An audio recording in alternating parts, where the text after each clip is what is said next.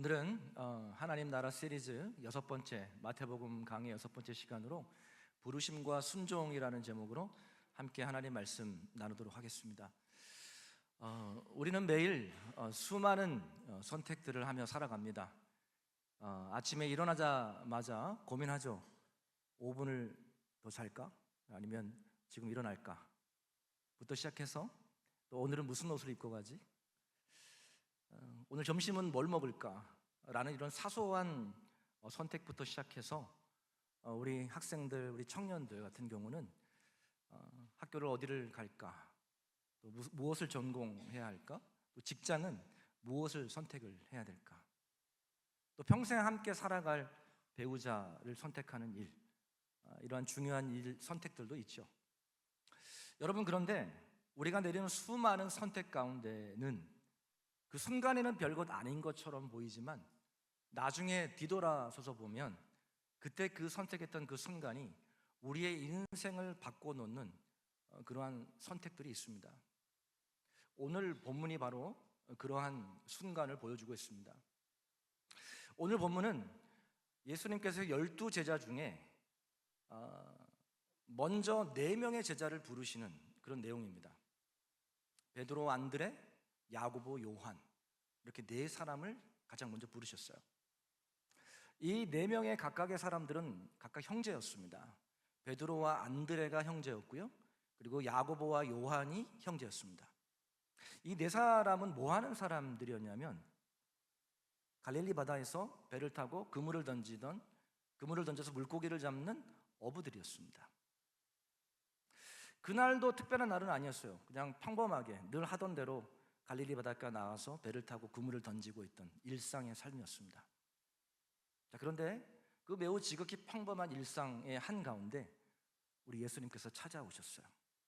그리고 한마디를 던지십니다. 나를 따라오라. 여러분, 이 한마디는 이 제자들의 삶을 완전히 송두리째 바꿔놓았습니다. 그들은 그 순간 선택을 해야 했습니다. 그냥 그 전에 살던 대로, 늘 살던 대로 그냥 쭉 평범하게 살아갈 것인가? 아니면 예수님을 따라갈 것인가? 여러분, 그 선택 하나가 그들의 인생을 바꿔놓았을 뿐만 아니라 인류 역사를 뒤집어 놓는 출발점이 되었습니다. 오늘 우리에게도 동일한 질문을 던지십니다. Follow me, 나를 따라오라. 이 하나님의 부르심 앞에 과연 우리는 어떻게 반응해야 할까요? 저는 오늘 이 말씀을 통해서 이 위대한 하나님의 부르심 앞에 우리가 어떻게 반응해야 할지를 함께 살펴보고자 합니다. 먼저 오늘 본문의 배경이 되는 18절을 보시면 이렇게 시작이 됩니다. 우리 18절 말씀 함께 읽어보겠습니다. 시작. 갈릴리 해변에 다니시다가 두 형제, 그의 형제 안드레가 바다에 금을 던지는 것을 보시니 그들은 어부라.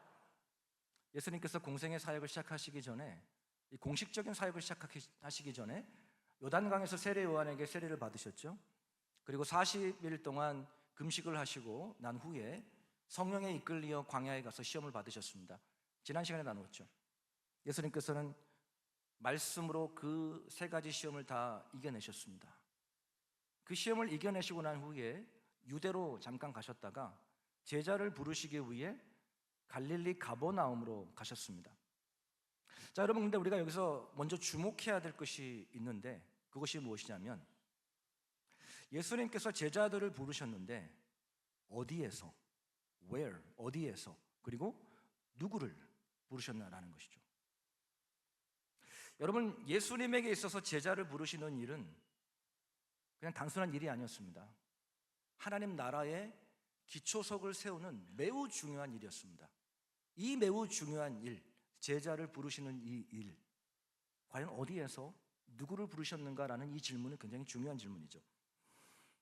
여러분, 그 당시 이스라엘은 크게 이 남쪽 유대 예루살렘과 북쪽 이 갈릴리 지역으로 크게 2개로 나누어서 생각할 수 있습니다. 물론 이제 중부 지역에 사마리아 지역이 있지만 크게는 남부 유대 예루살렘과 북부 갈릴리 지역으로 이 2개로 나눠 생각할 수 있어요.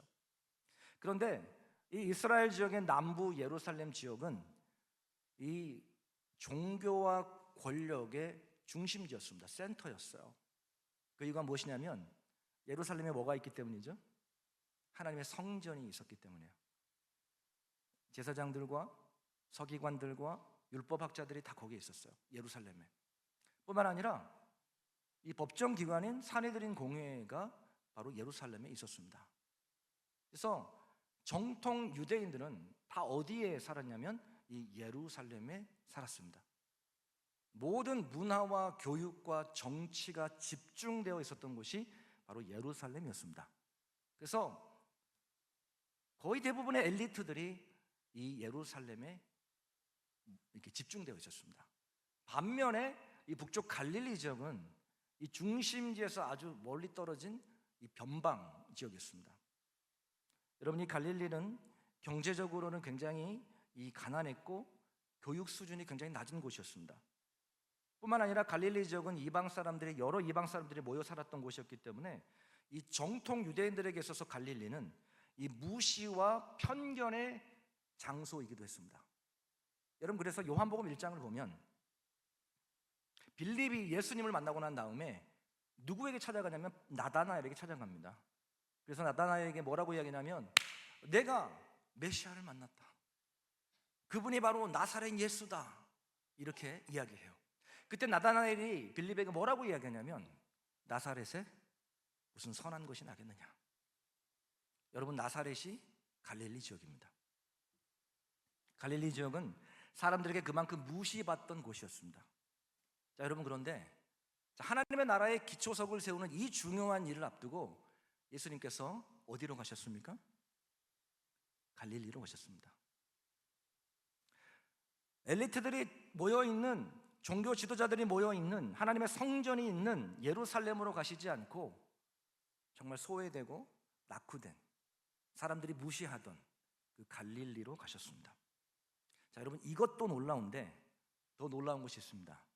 자, 예수님께서 누구를 제자로 부르셨냐라는 것이죠. 오늘 성경을 보시면 그들은 어부라, They were fishermen. 그들은 어부라, 이렇게 성경은 이야기합니다. 여러분, 그 당시 어부는 오늘날과 좀 직업이 달라요. 그 당시 어부는 하루 일해서 하루 벌어 먹고 사는 생계형 노동자입니다. 학문도 없고 백도 없고 배경도 없고 스펙도 없는 사람들이었습니다. 그래서 여러분, 나중에 보면 베드로와 요한이 이 예루살렘 성전에 가서 예수님에 대해서 이야기할 때 종교 지도자들이, 여러분, 베드로와 요한이 어디 출신이죠? 갈릴리 출신이에요. 그 베드로와 요한이 담대하게 예수님을 전하는 것을 보고 뭐라고 이야기했냐면 사도행전 4장 13절을 보면 이 베드로와 요한을 보고 이렇게 이야기했어요. 우리 함께 읽어볼까요? 시작. 그들이 베드로와 요한이 담대하게 말함을 보고 그들을 본래 학문 없는 범인으로 알았다가 이상이 여겼다라고 이야기해요. 여러분, 베드로와 요한이 어디 출신이에요? 갈릴리 출신이었습니다. 그들이 담대하게 예수님을 전하는 걸 보고 이 종교지도자들이 이상하게 생각한 거예요. 이놈들 봐라, 그들은 본래 학문 없는 범인인데. 여러분, 이 학문 없는 범인이라는 이 단어가 이 NIV 영어 성경으로 보게 되면 They were unschooled 라고 되어 있습니다. unschooled, 한마디로 말하면 못 배운 사람, 무식한 사람이라는 뜻이에요. 여러분, 근데 예수님은 이 하나님 나라의 기초석이 되는 이 중요한 제자를 누구를 부르셨냐면 바로 이와 같은 자들을 부르셨어요. 우리는 여기서 하나님 나라의 방식과 세상 나라의 방식이 얼마나 다른지를 볼 수 있습니다.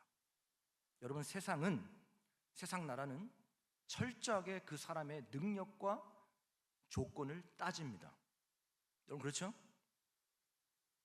좀 반응을 해주십시오. 네. 여러분, 세상은 그 사람의 조건과 능력을 따지죠. 그래서 여러분, 고맙습니다. 여러분, 삼성과 LG 같은 대기업에서 직원을 뽑을 때 여러분 어떻게 뽑죠? 그냥 아무렇게나 뽑지 않죠. 소위 그 사람의 스펙을 보죠. 이 사람이 어디 대학교를 나왔고, 또 자격증은 어떤 자격증을 갖고 있고, 뭐 외국어 능력은 얼마나 되고, 여러분, 그것만 보는 게 아니죠. 심층 면접과 그 사람의 인성을 봅니다. 그래서 그 모든 것을 종합해서 이 사람이 우리 회사에게 얼마나 유익한지를 철저하게 검증합니다. 여러분, 세상은 능력 있는 사람, 힘 있는 사람, 준비된 사람을 찾습니다. 여러분, 근데 우리도 크게 다르지 않죠? 우리도 크게 다르지 않습니다. 여러분, TV 프로그램 중에 나는 솔로다라는 그 프로그램이 있습니다. 표정을 보니까 나는 솔로다가 무엇이다냐라는 표정들이신데, 그 남녀 솔로들이 나와가지고 자기 짝을 찾는 그런 프로예요. 그런데 이 처음에 딱 만나가지고 그 첫인상을 보고 외모를 보고 호감을 갖다가도 그게 확 뒤집어지는 시간이 있어요. 어떤 시간이냐면 자기소개하는 시간입니다. 안녕하세요. 저는 솔로나라 153기 영수입니다. 저는 서울대학교 법학과를 졸업했고요. 그리고 현재 변호사로 일하고 있습니다. 여러분, 이 한마디가요, 사람들의 눈빛이 달라집니다. 여러분, 사람은 외모와 조건을 따져요. 봅니다. 여러분들 오늘 본문을 보시면 이 예수님의 선택의 기준은 이러한 세상의 기준을 완전히 뒤집어 엎습니다. 하나님의 나라의 그 기초석이 될 그 중요한 제자들을 부르는데, 예루살렘으로 가서 정말 아주 엘리트들을 부르시는 것이 아니라 소외되고 아주 가난하고 낙후된 그 갈릴리로 가셔서 정말 지극히 평범한, 아니요, 비천한 어부들을 부르셨습니다. 예수님께서 왜 그렇게 하셨을까요? 예수님이 갈릴리 나사렛 출신이라서 그랬을까요? 아닙니다. 예수님께서 갈릴리로 가셔서 이렇게 제자들을 부르신 이유는 구약 성경의 말씀을 이루기 위해서입니다. 오늘 본문 앞에 마태복음 4장 16절에서 18절을 보면 그렇게 기록이 되어 있습니다. 14절에서 16절을 보면 이는 선지자 이사야를 통하여 하신 말씀을 이루려 하심이라. 이 말씀이 어떤 말씀이냐면 이사야 9장 1절 2절 말씀이거든요. 그 말씀에 뭐라고 기록이 되어 있냐면 이렇게 기록이 되어 있어요. 스불론 땅과 납달리 땅과 요단강 저편 해변 길과, 자, 이방의 어디요? 갈릴리요. 이방의 어디요? 이방 사람들이 모여있던 곳이 갈릴리요. 이방의 갈릴리요. 자, 그 다음요. 흑암에 앉은 백성이 큰 빛을 보았고 사망의 땅과 그늘에 앉은 자들에게 빛이 비쳤도다 하였느니라.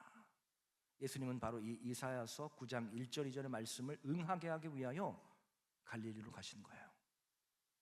여러분, 예수님의 그 모든 생애는 그냥 우연히 된 것이 아니라 하나님의 말씀대로 이루어졌습니다. 구약의 예수님에 관한 모든 예언들은 예수님을 통하여 성취된 것입니다. 여러분, 그런데 또 다른 이유가 있어요.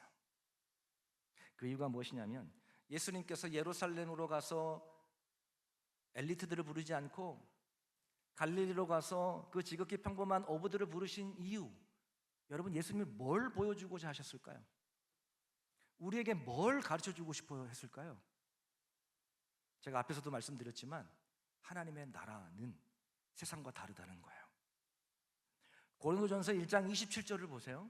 우리 함께 읽어볼까요? 시작. 하나님께서 세상의 미련한 것들을 택하사 지혜 있는 자들을 부끄럽게 하려 하시고 세상의 약한 것들을 택하사 강한 것들을 부끄럽게 하려 하시며. 여러분 보세요. 세상은 미련한 사람을 택합니까? 지혜로운 사람을 택합니까? 지혜로운 사람을 택하죠. 여러분, 세상 나라는 약한 자들을 택합니까? 강한 자들을 택합니까? 강한 자들을 택해요. 힘 있는 사람, 능력 있는 사람, 똑똑한 사람. 세상은 그런 사람들을 찾아요. 그러나 하나님의 나라는 다르다는 거예요. 여러분이가 여기서 또 한 가지 주목해야 될 것이 있는데, 그것이 뭐냐면 예수님이 그들의 도대체 뭘 보셨냐라는 거죠. 뭘 보고 그들을 부르셨냐라는 거죠. 여러분, 오늘 18절 말씀 다시 한번 보세요. 우리 함께 읽어볼까요? 시작. 갈릴리 해변에 다니시다가 두 형제 곧 베드로라 하는 시몬과 그의 형제 안드레가 바다에 금을 던지는 것을 보시니. 자, 뭘 보셨어요? 바다에 금을 던지는 것을 보시고. 여러분, 이 보신이라는 단어가 헬라어로 호라오라는 단어예요. 호라오. 이 호라오라는 단어가 주목해서 보다라는, 관찰하다라는 거예요. 여러분, 예수님이 제자를 그 부르시는 그 중요한 일을 아무 생각 없이 한 게 아니에요, 여러분. 주목해서 보신 거예요. 주목해서 관찰하시는 거예요. 근데 뭘 주목해서 보셨는가? 그들의 일상 가운데 삶의 현장에서 묵묵히 금을 내리는 그들의 성실함을 보셨습니다. 여러분, 다윗을 한번 생각해 보세요. 다윗이 뭐 하는 사람이었죠, 원래? 양을 치는 목동이었습니다.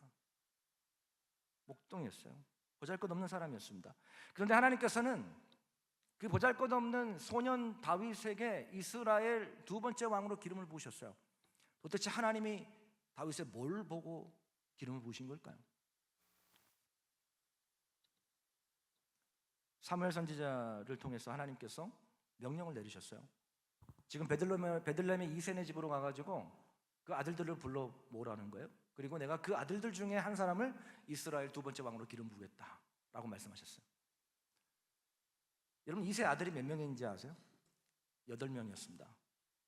그 8명 중에 한 명이라는 거예요. 그러니까 누구 한 사람 딱 콕 집어주면 좋겠는데 그 아들들 중에 한 사람. 그래서 일단 갔어요. 그리고 아들들을 다 불러 모았습니다. 그리고 딱 줄을 섰죠. 근데 사무엘이 딱 보니까 누가 제일 눈에 띄었냐면 첫째 아들 엘리압이 눈에 확 띈 거예요. 왜냐하면 엘리압이 키가 확 크고 얼굴도 잘생기고 누가 봐도 왕감인 거예요. 그래서 엘리압에게 기름 부으려고 하자 하나님께서 아니다라는 거예요. 둘째도 아니라 그러고 셋째도 아니라 그러고. 여러분, 그 자리에 누가 없었죠? 다윗이 없었습니다. 여러분, 다윗은 뭐 하고 있었어요? 그 시간에 다윗은 뭐 하고 있었습니까? 양을 치고 있었습니다. 자신의 양을 치고 있었어요. 아무도 알아주지 않은 그 자리. 사무엘 선지자가 아들들이 다 모였냐고 이새에게 물어봅니다. 그때 비로소 이새가 뭐라고 이야기했냐면 막내가 하나 있는데 걔는 아니라는 거죠. 얘는 아니라는 거예요. 아버지 이새도 얘는 제껴놓은 거예요. 근데 하나님은 그 막내를, 아무도 주목하지 않은 그 다윗을 기름 부어 왕으로 세우셨습니다. 그러면서 하나님께서 사무엘 선지자에게 뭐라고 말씀하시냐면 사무엘상 16장 7절 한번 보실까요? 우리 함께 읽어보겠습니다. 시작. 여호와께서 사무엘에게 이르시되 그의 용모와 키를 보지 말라. 뭘 보지 말라고 말합니까? 그의 용모와 키를 보지 말라. 그 자격을 보지 말라는 거예요. 그 스펙 보지 말라는 거예요. 왜 그렇습니까? 나의 보는 것은 사람과 같지 아니하니 사람은 외모를 보거니와 외모를 보죠. 그 사람의 스펙을 봅니다. 그러나 여호와는 뭘 보세요? 하나님은 중심을 보신다라고 말씀합니다.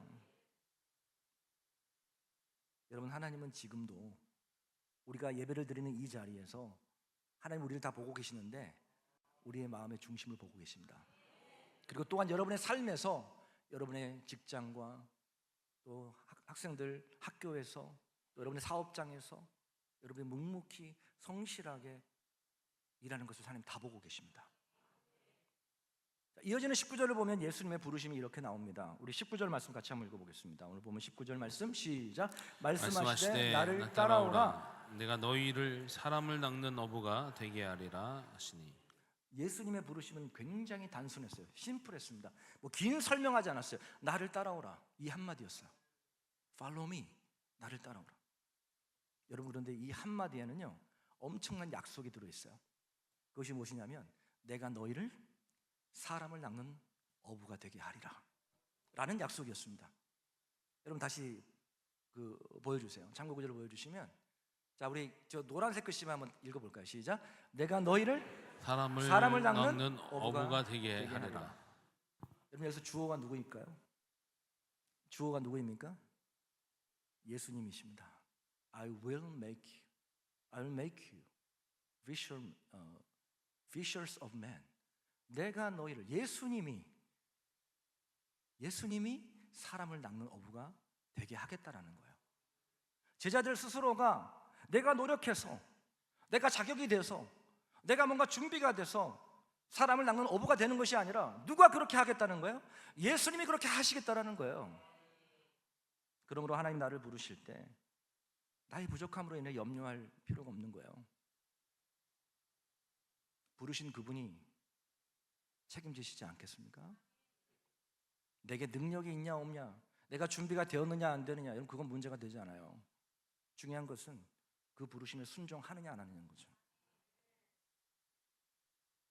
여러분, 근데 우리가 하나님의 일을 할 때 많은 경우에 이렇게 이야기해요. 저는 부족해서 못합니다. 저는 아직 준비가 안 돼 있습니다. 여러분, 근데 오늘 본문을 보세요. 예수님께서 너희가 준비되면 나를 따르라 이렇게 말씀하지 않으세요. 예수님의 부르심은 단순했어요. 나를 따라오라. 그러면 내가 너희를 만들겠다라는 거예요. 중요한 것은 내가 얼마나 준비되었고, 내가 얼마나 능력이 있고, 내가 얼마나 자격이 있는가가 아니라 내가 그 부르심에 순종하느냐가 있는 것입니다. 여러분, 베드로를 보세요. 베드로는 실패한 사람이었습니다. 예수님을 3번이나 부인했어요. 저주했습니다. 근데 성령이 임하자 이 베드로가 한 번 설교할 때 3,000명, 5,000명이 회개하고 돌아왔어요. 정말 사람 낚는 어부가 됐어요. 여러분, 그 일을 누가 하신 거예요? 베드로가 능력이 있어서가 아닙니다. 성령의 그를 붙잡을 때 예수님 말씀하신 대로 내가 너를 사람 낚는 어부가 되게 하리라. 하나님이 그렇게 하시는 거예요. 나는 부족해서, 나는 연약해서, 나는 아직 준비가 안 돼서. 여러분, 이거는 문제가 되지 않아요. 걱정할 필요가 없어요. 우리가 해야 될 일은 부르심에 순종하는 것입니다. 우리가 순종하면 누가 일하실까요? 하나님이 일하시는 거예요. 여러분, 중요한 것은 능력이 아니라 순종입니다. 중요한 것은 능력이 아니라 순종이에요. 여러분, 오늘 본문을 보시기 바랍니다. 예수님의 이 부르심에 제자들이 어떻게 반응하는지를 보세요. 자, 20절 함께 읽어볼까요? 시작. 그들이 곧 그물을 버려두고 예수를 따르니라. 여러분, 여기 중요한 단어가 있죠. 곧, 즉각적으로, immediately, 즉각적인 순종이 있었다라는 거예요. 조건을 달지 않았습니다. 나를 따라오라고 했을 때 조건을 달지 않았어요. 제자들이 계산하지 않았습니다. 주님의 부르심에 즉각적으로 순종했습니다. 여러분, 이것이 바로 믿음이에요. 여러분, 하나님이 귀하게 사용하신 사람들의 공통점이 있습니다. 그것이 뭐냐면 부르심의 즉각적인 순종이에요. 여러분, 믿음의 조상 아브라함을 보시기를 바랍니다. 하나님께서 아브라함을 처음 부르셨을 때 그에게 한 가지 명령을 하셨어요. 너의 고향 친척 아버지 집을 떠나라, 이렇게 말씀하셨어요. 그때 이 아브라함이, 성경은 갈 바를 알지 못하고, 순종하여 갈 바를 알지 못하고 떠났더라 이렇게 이야기합니다. 히브리서 11장 8절 한번 보세요. 같이 한번 읽어볼까요? 시작. 믿음으로 아브라함은 부르심을 받았을 때에 순종하여 장래 유업으로 받을 땅에 나아갈새 갈 바를 알지 못하고 나갔습니다. 아브라함은 어디로 가야 할지, 무엇을 먹고 살아야 할지 다 계산하고 확인해서 떠난 게 아닙니다. 말씀하셨을 때 즉각적으로 순종해서 떠났습니다. 독자 하나밖에 없는, 네가 사랑하는 독자 그 하나밖에 없는 이삭을 바치라고 말씀하실 때도 마찬가지였어요. 정말 말도 안 되는 명령이었죠. 인간적으로 생각해보면 이해가 안 되는 말씀이에요. 어떻게 하나밖에 없는 이삭을 번제로 드립니까? 여러분, 이해가 안 되잖아요. 비상식적이잖아요. 여러분, 그런데 아브라함은 그 말씀을 듣고 이튿날 이른 아침 일어나서 즉시로 순종했습니다. 노아도 마찬가지예요. 비 한 방울도 내리지 않는데 방주를 만들라는 거예요. 하나님, 왜요? 하나님, 왜 방주를 만들어야 됩니까? 비도 안 오는데요? 이유를 묻지 않아요. 주님이 말씀하셨기 때문에 노아가 방주를 만든 거예요. 여러분, 근데 반대로 부르심에 불순종한 사람도 있습니다. 마가복음 10장을 보게 되면 부자 청년이 그 대표적인 예죠. 여러분, 이 부자 청년은 아주 부자였고 세상적으로 말해서 성공한 사람이었습니다. 근데 딱 한 가지 부족한 것이 있어요. 딱 한 가지 그에게 결핍이 있었는데 바로 영생에 관한 문제였습니다. 그래서 예수님께 찾아갔죠. 예수님, 내가 무엇을 해야지 영생을 얻겠습니까? 그때 예수님께서 한 가지를 말씀하세요. 네가 가지고 있는 재산 다 팔아서 나눠주고 나를 따르라. Follow me. 오늘 제자들과 똑같은 명령하셨어요. 나를 따르라. 그때 이 부자 청년의 반응은, 성경은 이렇게 얘기합니다. 그가 가진 것이 많으므로 근심하며 떠나니라. 여러분, 이 부자 청년은 부르심을 받았지만 즉각적으로 순종하지 않았습니다. 결국 영생의 문제를 해결받지 못했어요. 여러분, 만약에 이 부자 청년이 그 부르심에 순종했다면 그의 인생은 어떻게 달라졌을까요? 아마 복음으로 세상을 뒤흔드는 삶을 살았을 겁니다. 성경에 이름이 새겨지는 아주 위대한 사도가 됐을지도 모르겠어요.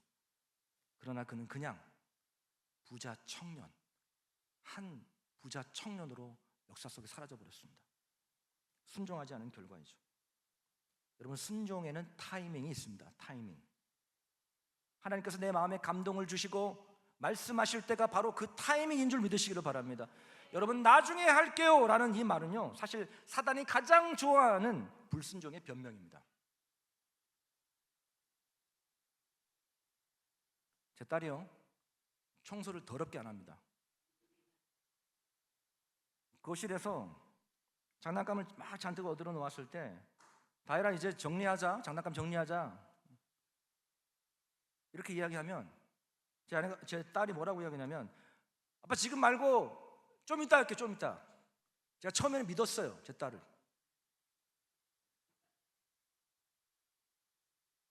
안 해. 언제 할래? 5분 있다 할게. 그러다가 잠들어 버려요. 제가 한두 번 속은 게 아닙니다.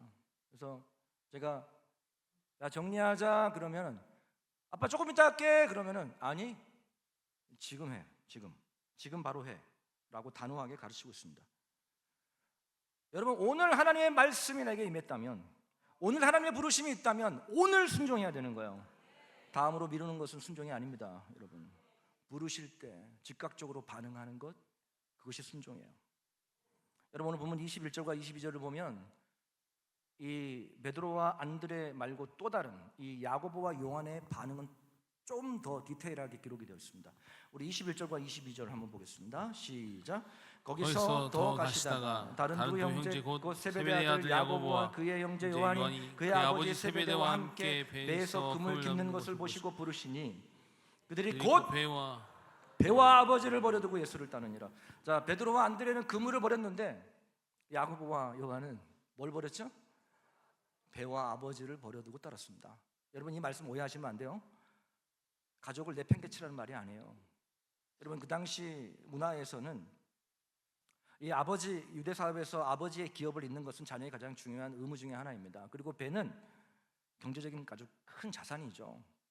그것을 내려놓았다라고 하는 것은 예수님을 따르는 일이 그들의 삶의 가장 큰 우선순위에 도달하는 겁니다.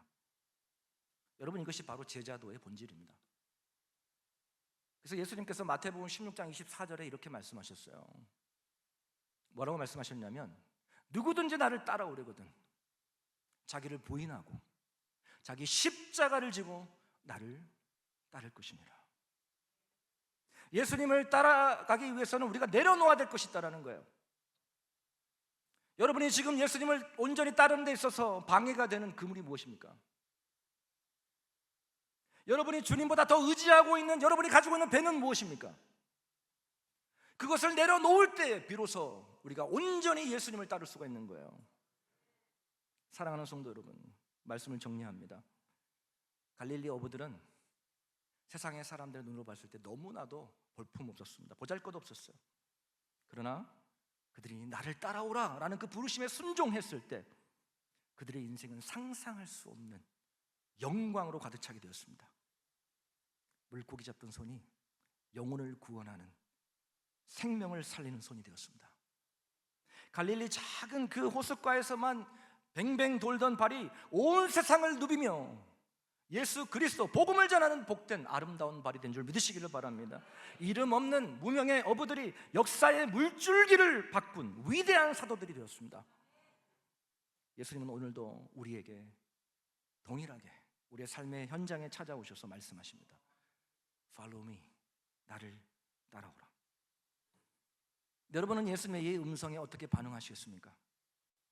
저는 오늘 저와 여러분이 이 시간 결단했으면 좋겠어요. 주님, here I am, 내가 여기 있습니다. 주님께서 저를 사람 낚는 어부로 만드실 줄 믿고 제가 즉시 주님을 따르겠습니다. 하나님, 나는 자격도 없고 부족하고 연약하지만 주님이 말씀하시기 때문에 내가 순종하며 나아가겠습니다. 여러분, 이 결단이 있을 때 여러분의 평범한 일상은 거룩한 삶의 현장으로, 사명의 현장으로 변화될 줄 믿습니다. 바라기는 우리 모두가 이 예수님의 부르심에 즉각적으로 순종함으로 물고기 잡던 어부에서 세상을 변화시킨 이 제자로 쓰임받았던 이 제자들처럼 주님 손에 붙들려서 이 세상을 변화시키는 저와 여러분 되시기를 주님의 이름으로 축복합니다. 아멘. 우리 함께 시간에 찬양하며 기도하겠습니다. 네, 부르신 곳에서 함께 찬양합니다.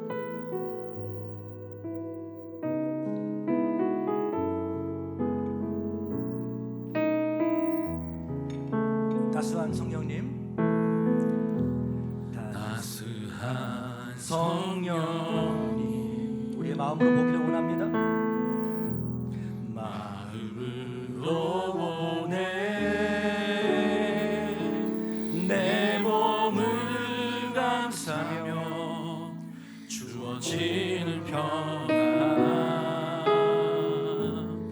만족함을 느끼는 사랑과 진리에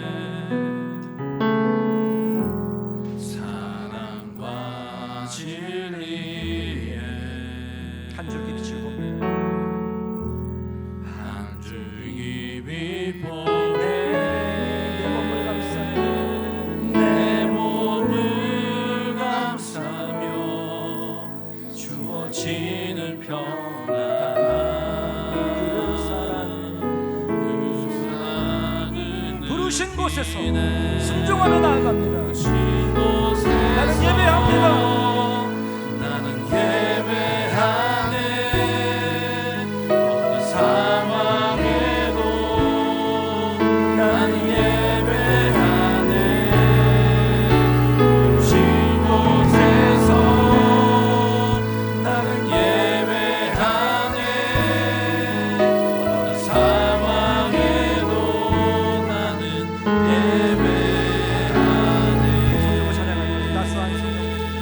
마음으로 보기를 원합니다.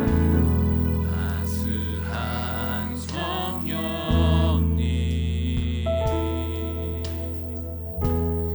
마음으로 보내 내 몸을 감싸며 주어지는 평안한 만족감을 느끼 부르신 곳에서